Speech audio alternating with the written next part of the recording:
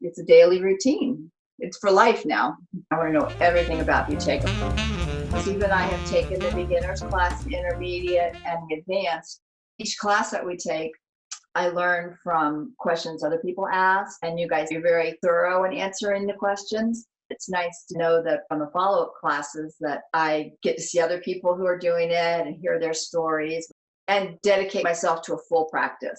I'm not a big exercise person, so I took in all that information.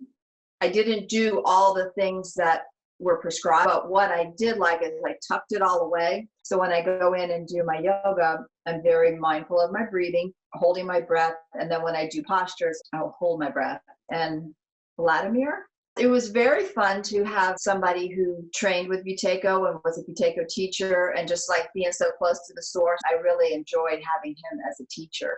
I learned a lot just from the things he would say. And I'm still working on not losing too much air when I talk. I've gotten better about that. That's hard. That probably took me actually months to figure out, okay, how do I integrate that in? And now I'm very aware when I talk. I might not be doing it right, but at least I'm aware and I practice it, and it gets easier and easier. Everything with Buteyko, it's not like, okay, you got to master it. It's like, it's a process. It just takes a while to get it.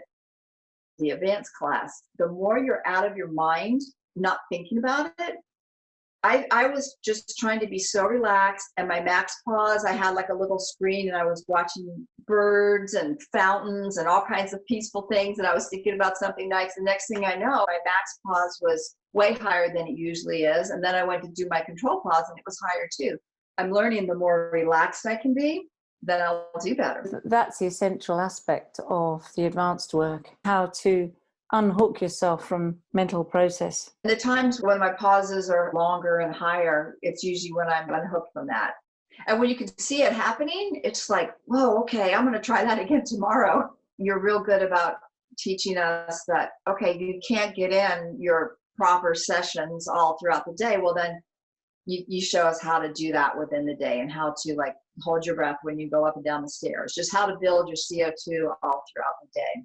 In the beginning, I think it's very important that you commit yourself to do the program as prescribed, but on the days that you can't, get it in other ways. Something rather than nothing.